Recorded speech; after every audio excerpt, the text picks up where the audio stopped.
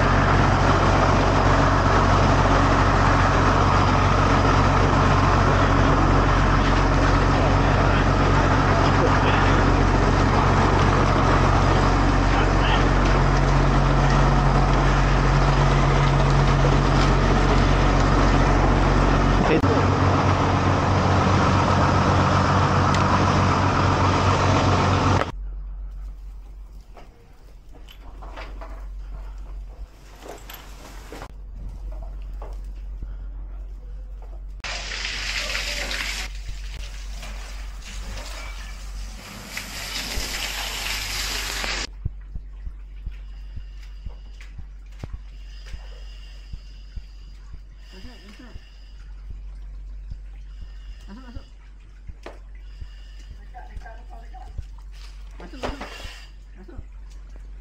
Nak cek hitung gas. Masuk.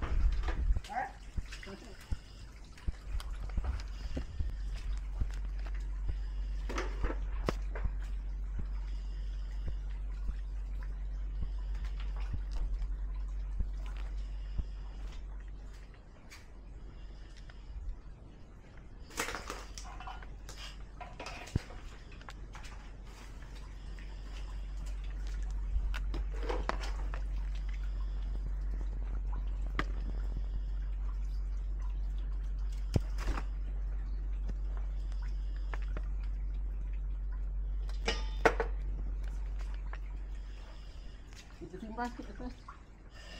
Simbas ke atas ni.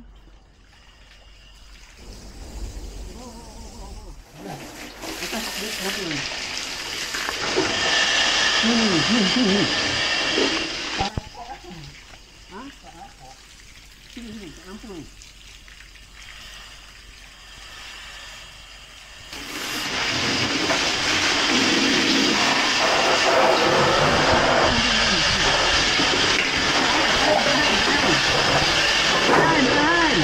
Tahan. Mana sikit. Ni.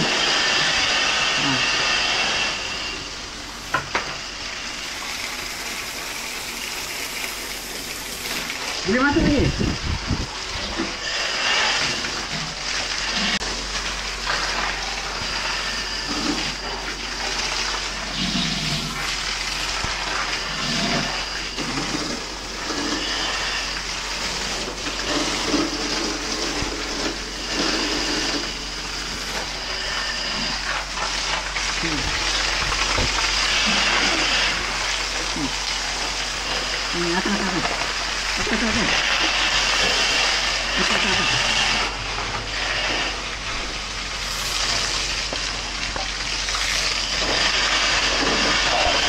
Rasa aku boleh aja.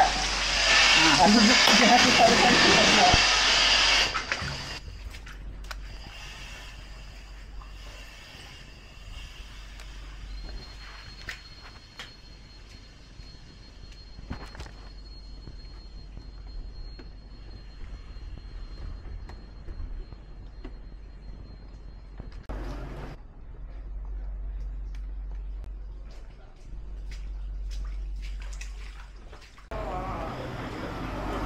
Ada jumpa? Tak jumpa. Dah buka lah.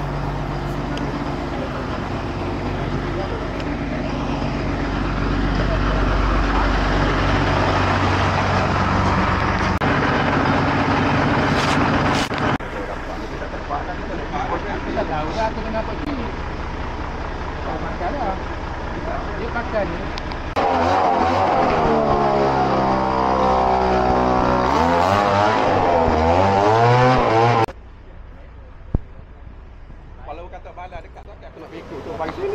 Baik. Sempat dok. Habis. Habis. Api naik ke atas tu sebab. Dah. Dah dekat ikan tu apa? Atas tu nyanda dah.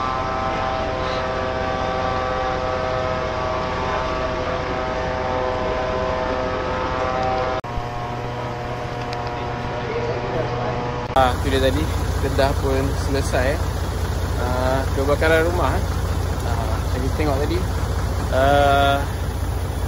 Api masih lagi marak. Dia dah merebak ke bahagian sebelah dapur tu.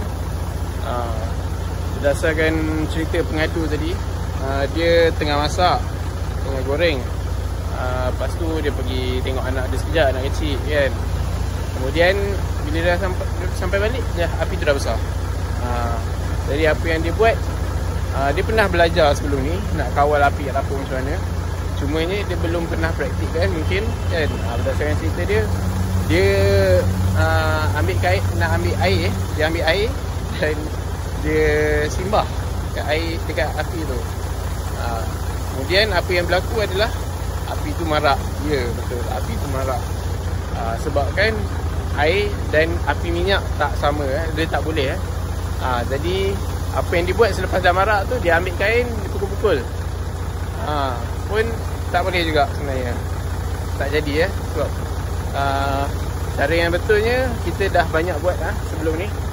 Selama kebakaran, selama mengawal api kat rumah macam mana. Kat situ kita ada tunjuk cara-caranya yang betul. Macam kalau api minyak, janganlah simbah air, lagi merebak nanti.